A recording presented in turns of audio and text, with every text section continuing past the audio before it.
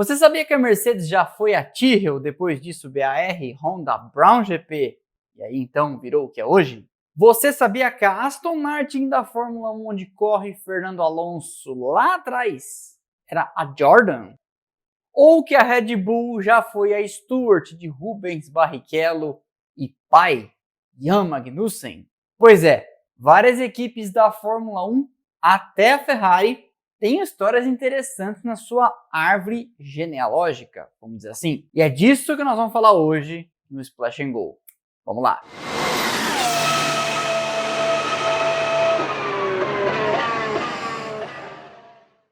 Antes de mais nada, só uma explicação. Por que eu resolvi fazer esse vídeo? A gente já viu por aí na internet uma arte explicando que a Ferrari começou Ferrari e é Ferrari até hoje. Mas eu achei que cabia alguma explicação aqui de muita coisa interessante que aconteceu ao longo de todos esses anos. Porque a Ferrari, por exemplo, não nasceu Ferrari. Então, das mais simples para as mais complexas, vamos lá. E a primeira delas...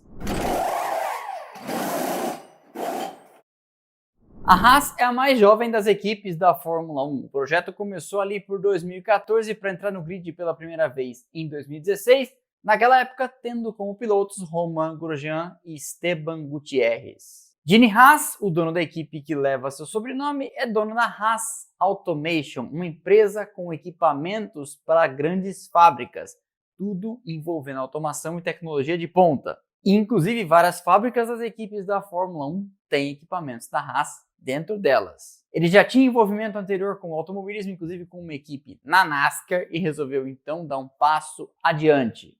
E a Haas é a primeira da lista porque a mais simples delas começou Haas em 2016, é Haas até hoje, mas tem a Toyota rondando aí com uma parceria técnica e pode em algum momento vir e comprar o controle. A Sauber tem uma história longa, ainda mais longa se a gente pensar no período pré-Fórmula 1, porque começou lá nos anos 70 fazendo carros para Peter Sauber, seu fundador, disputar provas de subida à montanha lá na Suíça. Peter foi subindo nas categorias de acesso sempre com carros batizados com a letra C de Christine, a inicial do nome de sua esposa. Envolve-se então com o Mundial de Sport Protótipo, onde no final dos anos 80 vira parceiro da Mercedes, com as lindíssimas C9, C11 e C291, que tiveram ao volante inclusive Michael Schumacher. E é mais ou menos nessa época, quando o Grupo C vai morro abaixo, que a Mercedes pensa, vamos para a Fórmula 1, e convida Peter Sauber e eles entram no ano de 1993. Uma organização enxuta, muito bem preparada, começa pontuando com os dois carros logo nas primeiras corridas daquele ano. E a Sauber já poderia pedir música porque em todos esses anos conseguiu trabalhar com as três grandes fabricantes da Alemanha. Mercedes, BMW quando foi BMW Sauber numa parceria e agora a partir de 2026 será Audi. Peter Sauber esteve diretamente envolvido no timão do projeto até metade dos anos 2010. Quando então a equipe, já à beira da falência, aceita o aporte financeiro do bilionário sueco Finn Rausing, dono da gigante do ramo de embalagens, a Tetra Pak. Rausing quase vendeu a empresa para os Andretti em 2021 e aceitou então desfazer-se das cotas para a chegada da Audi. Isso vem acontecendo gradativamente. O nome ainda é Sauber, mas a equipe será então Audi em 2026. Nessa trajetória, eles já tiveram motores da Mercedes no começo, depois Ford Cosworth, Ferrari com o nome de Petronas, BMW e depois de 2010 para cá, Ferrari. Ah, mas eles foram Alfa Romeo uns anos aí para trás, você esqueceu? Não esqueci. Mas o motor não era Alfa Romeo. Nenhum parafuso feito nos carros da Sauber era da Alfa Romeo. Era um acordo de patrocínio. Os motores seguiam sendo Ferrari e o carro seguia sendo Sauber.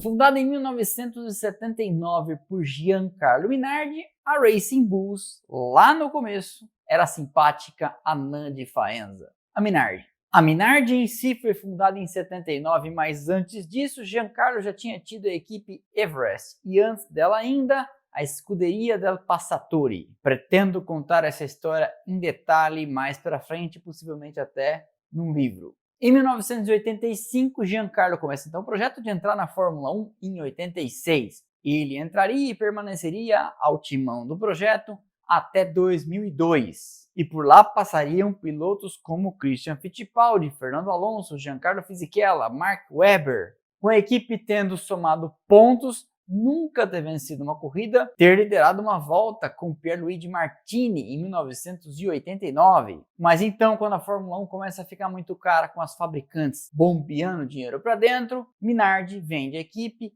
para o bilionário do ramo da aviação da Austrália, Paul Stoddart, que mantém o nome. Mas as coisas neste formato não durariam muito tempo e Stoddart, no final de 2005, resolve sair fora e vende a equipe para Dietrich Mateschitz, e lá ele faria sua equipe B. Entrava a Red Bull e viria a Toro Rosso. Mateschitz fez um favorzão para Bernie Eccleston na ocasião, comprando 2 times que estavam de saída. A Jaguar, que virou Red Bull, a gente já falou dela, e a Minardi, que virou Toro Rosso. Daí pra frente e até hoje, a equipe mudou de nome 2 vezes, mas segue sendo um esforço de marketing e continuidade do programa de pilotos da principal, a fabricante de energéticos. Toro Rosso virou AlphaTauri, grife do grupo Red Bull. No ano passado foi Visa, Cash App, VCarb, Toro Roxo, como a gente chamava por aqui, e nesse ano será Racing Bulls. A Alpine pertence ao grupo Renault, mas, veja que interessante, nada tem a ver com aquela Renault que correu na Fórmula 1 entre 1977 e 1985 e foi pioneira no motor turbo. Porque aquela Renault correu no mesmo grid com a equipe que esta sim é a Alpine de hoje em dia, a Toleman. Em 85, a Toleman, fundada por Ted Toleman, bilionário do ramo de transporte de carros na Europa, é vendida para o grupo Benetton, que ficaria à frente do projeto até o final de 2001. E nesse período venceria 2 campeonatos mundiais com Schumacher, 94 e 95, levando 95 como construtora. Quando o grupo Benetton sai, a Renault vem, volta para a Fórmula 1, assume a operação, e é esta operação, e não aquela Renault de antes, que está aí até hoje. A Renault, como a Honda, entra e sai da Fórmula 1 mais ou menos umas 2 vezes por década. E nesse período venceu 2 campeonatos em 2005 e 2006 com Fernando Alonso, ameaçou sair, vendeu para o grupo Genie, virando Lotus Renault ou Renault Lotus, como queira, e resolve então voltar em 2012. De lá para cá, a Renault virou Alpine, braço esportivo da fabricante francesa, que muita gente, eu inclusive, aposta que Flávio Briatore está à frente de um novo processo de venda. Só que até que isso aconteça, dá tempo ainda da Renault mudar de ideia mais umas 2 vezes. Portanto, a Alpine de hoje, onde correm Jack Doohan e Pierre Gasly, se é que o Doohan vai durar muito tempo, é lá atrás a Toleman de Ayrton Senna. A McLaren tem, inclusive, como acionista ainda os herdeiros de Bruce McLaren, mas no meio do caminho a equipe de Fórmula 1 foi fundida com outra. Eu explico, e um dia contarei essa história completa em Equipes que Amamos McLaren, palavra de escoteiro. A equipe foi fundada em 1963 pelo neozelandês Bruce, numa época em que todo mundo fundava sua própria equipe. Jack Brabham, John Surtees, Bruce McLaren, Graham Hill, depois até os irmãos Fittipaldi. Quando Bruce morre em 1970, Ted Meyer assume a operação e levaria ela adiante, vencendo inclusive campeonatos em 74 com Emerson Fittipaldi, o primeiro da equipe. Mas aí no final dos anos 70, com o barco começando a fazer água, a Marlboro, capitaneada por John Hogan, se junta com Ron Dennis, que tinha uma equipe de Fórmula 2 chamada Project 4, e funde a McLaren com a Project 4, e daí surgiria a sigla MP4 e um número de McLaren, Project 4 e o carro. Com o tempo, Ted Meyer é empurrado para fora, Ron Dennis e John Barnard compram suas ações, Mansur Ojeh, dono da TAG Tecnologia Avantgarde, entra como sócio no negócio e a McLaren viraria uma potência, vencendo campeonatos nos anos 80 e 90, como a gente sabe. Só que Ron Dennis não era eterno, não foi eterno no timão dos negócios, e aí é posto para fora pelos sócios, ali depois do fracasso da McLaren Honda edição 2. Hoje ele já não tem mais participação nenhuma no negócio e a equipe tem como CEO Zak Brown e como pesado investidor um fundo do Bahrein. Mas como você pode ver, a árvore genealógica não é tão simples. Começou a McLaren, juntou com a Project 4 e aí seguiu adiante trocando sócios.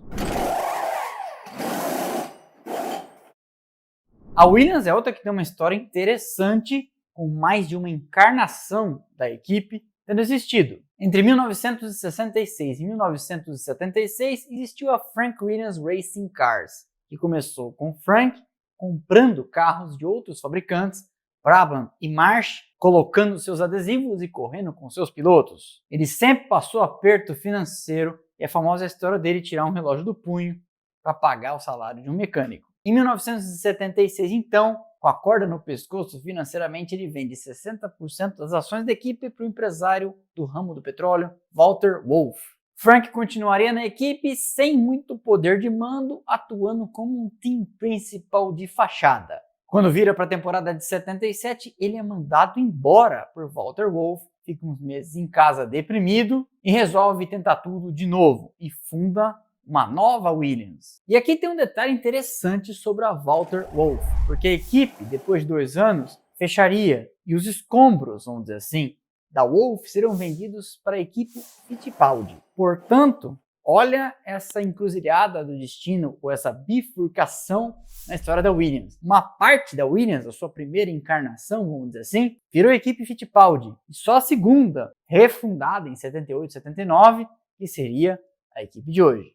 Nasce a Williams Grand Prix Engineering, que ficaria com ele até 2020. Tendo como sócio Patrick Head, a gente sabe mais ou menos da história e eles venceram vários campeonatos de pilotos e construtores e mais de uma centena de corridas. 114 ao tempo da gravação desse vídeo. Mas aí quando chega a pandemia e já passando por dificuldades financeiras, Claire, sua filha, consegue costurar um acordo e vende a totalidade das ações da equipe por 140 milhões de dólares, mais a dívida para o fundo de investimento americano Dorrington Capital, que vem tentando reestruturar a equipe e contratou James Vowles e é quem manda na Williams até hoje. E sabiamente mantiveram o nome porque sabem que esse nome tem muito peso. A Ferrari é uma daquelas que você pode olhar nesses gráficos e ver uma linha contínua e pensar, bom, a Ferrari é a Ferrari, sempre foi a Ferrari, sempre será a Ferrari, certo? Mais ou menos. Já contei a história inteira da Ferrari na nossa tetralogia, convido você a assistir, 2 horas e 7 minutos de pura informação e também umas piadinhas, para você saber de toda a trajetória da equipe, pelo menos até o final ali de 2022, que foi quando eu gravei. E quando acabar a trajetória do Hamilton na Ferrari, talvez dê tempo da gente fazer já uma atualização, porque alguma coisa vai ter acontecido. Tragédia ou triunfo? Enzo Ferrari, antes de mais nada, tentou ser piloto. Quando percebeu que tinha gente muito melhor do que ele, por exemplo, Tazio Nuvolari, resolveu pular o balcão e organizar uma equipe de corridas. Ele funda a escuderia Ferrari Alfa Romeo, um braço de competições da gigante italiana que hoje foi engolida pela Ferrari, mas que na época era muito maior. Em 1939, Enzo rompe com a Alfa Romeo e sai para fundar a Auto Avio Costruzioni. Essa empresa duraria até 1946 e ele criaria uma nova, a Ferrari SPA, que é Società per Azioni, porque a Auto Avio Costruzioni, vamos dizer assim, tinha ajudado o lado errado na Segunda Guerra Mundial. Nasce então a Ferrari que a gente conhece hoje, ou pelo menos uma parte dela, o chamado, vamos dizer, CNPJ. Lembrando que essa é uma grande simplificação e eu insisto para que você veja a tetralogia da Ferrari. Eles venceriam campeonatos na Fórmula 1, 24 horas de Le Mans, mas sempre viveriam na penúria financeira. Enzo gastava sem pensar a grana para ter os melhores carros, mas não era exatamente um grande administrador. Eles quase vendem o controle da equipe para a Ford e acabam não fazendo isso e ficando na mão de italianos, quando a Fiat compra metade. O combinado era a Fiat paga a conta, coloca um homem dela de confiança no comando da empresa e Enzo seguiria tocando a divisão de corridas, ou chamado Departo Corsa. Em 1988, quando o comendador falece em Modena, a Fiat assume então 90% das ações, ficando 10% com o herdeiro Piero Lardi Ferrari, único filho vivo de Enzo. Em 2015, a Fiat Chrysler decide se separar da Ferrari e a Ferrari passa a ser listada em bolsa, na Bolsa de Nova York, com o sugestivo código RACE. E hoje é majoritariamente controlada pela holding Exor, da família Agnelli. A Red Bull que a gente conhece aí hoje tem um passado mais longo do que parece, porque começou em 1986 com a Paul Stewart Racing. Foi uma equipe fundada por Sir Jack para que seu filho Paul pilotasse, e por lá já passaram nomes também como Gil de Ferran. Eles correram Fórmula Ford, Fórmula 3, Fórmula 3000, e a Ford vivia falando no ouvido de Sir Jack: vamos para a Fórmula 1, você administra, eu banco. Quando finalmente ele aceita, em 1997, acaba fazendo um trabalho decente. Em 1999, chegam a vencer corrida com Johnny Herbert em Nürburgring. Em 2000, a Ford resolve assumir o controle total da operação e mudar de nome para Jaguar, que àquela altura pertencia ao grupo Ford e seria sua divisão esportiva, vamos dizer assim. Não deu nada certo conter essa história no vídeo das fabricantes que quebraram a cara, recomendo que você veja, e no final de 2005, a Jaguar deixa de existir e entra o grupo Red Bull para ser dono da equipe em 2006. Lembra que eu falei para vocês que o Mateschitz quebrou o Gary de Eccleston 2 vezes? Pois é, ele também levou a Jaguar. Começava ali a história da Red Bull no mesmo, aspas, CNPJ que a gente conhece hoje. E a equipe viraria uma potência, venceria campeonatos de pilotos e construtores, 4-4 com Vettel, 4-2 com Verstappen. Pelo menos até o momento da gravação desse vídeo, 29 de janeiro de 2025. A Mercedes era a Brown GP, que foi antes a equipe de fábrica da Honda. Veja só a Honda que hoje empurra os carros da Red Bull em outra equipe rival. A Honda era a BAR. A BAR era, por sua vez, a Tyrrell, que foi arrematada do velho Ken pela BAT, a British American Tobacco, empresa de cigarros que queria ter uma equipe na Fórmula 1. E antes disso, Ken Tyrrell foi aliado a Matra. Olha só onde essa história volta.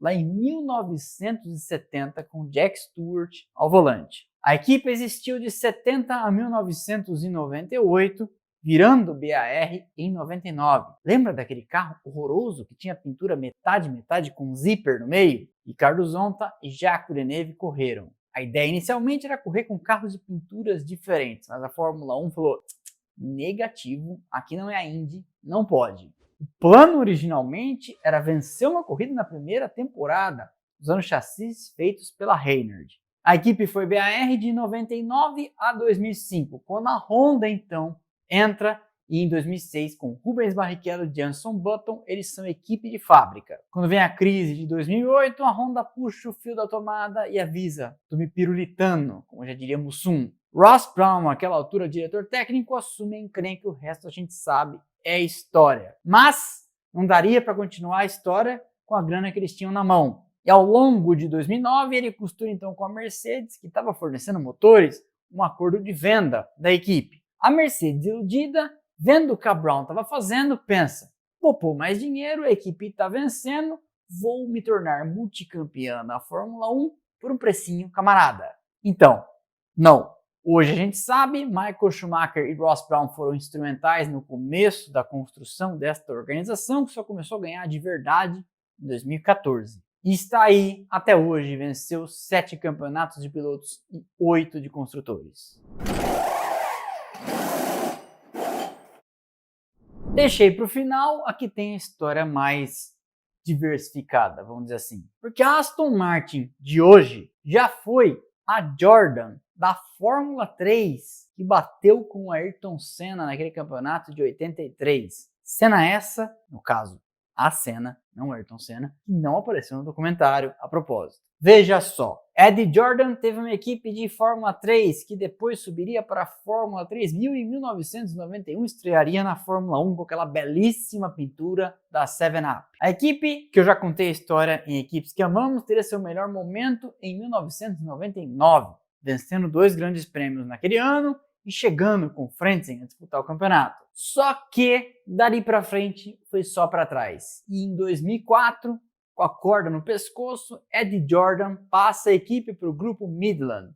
Por isso que em 2005 a Jordan ainda existiria, já com o nome de Jordan Midland, para não perder a grana da Fórmula 1. Em 2006 ela foi MF1. Em 2007 foi passada nos cobres para a fabricante holandesa de supercarros Spyker, que veio, ficou só um ano e também passou adiante para o multimilionários indiano Vijay Mallya, que fundaria, em cima desse mesmo CNPJ, a Force India. A Force India seguiria em cima do mesmo CNPJ, em cima do mesmo modelo de fazer muita coisa com pouco dinheiro, até 2018, quando quebra. Vijay Mallya tinha mandado de prisão expedido no seu país, na Índia, e Papai Stroll vem e arremata a equipe, que viraria em 2019 Racing Point. Eles correm 2 anos com esse nome e em 2021 Papai Stroll, que tinha adquirido a fabricante de supercarros Aston Martin, bota o nome em cima do capô e também na fachada da fábrica,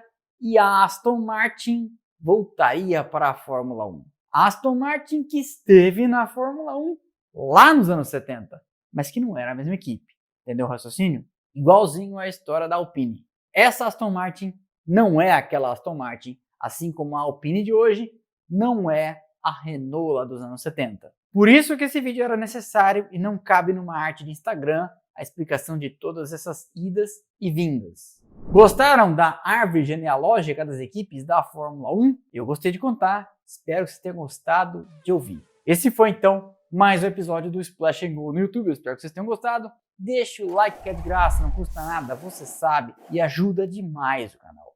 Quebra essa pra mim, quebra essa pra nós em 2025. Eu peço para você também deixar com a gente a sua hypada, essa nova ferramenta do YouTube e seu algoritmo misterioso, para você mostrar para eles que gosta do canal e gosta do trabalho. Assim a gente segue disseminando o nosso conteúdo internet afora em busca dos 200 mil inscritos. Ao tempo da gravação desse vídeo estamos com 192. No caso, 192 mil. Se você quiser receber notificação de cada um dos nossos vídeos, e no ano de 2024 foram 880 novos conteúdos postados por aqui, temos canais de Telegram e de WhatsApp onde você entra e passa a receber um recadinho automático, e também um grupo de transmissão no Instagram, para você não ficar por fora de nada. Além disso, estão passando aqui as redes sociais do canal, Instagram, Twitter, Threads e TikTok, e tem conteúdo o tempo todo. Os links estão lá embaixo na descrição. Beleza? Então é isso, valeu e aquele abraço.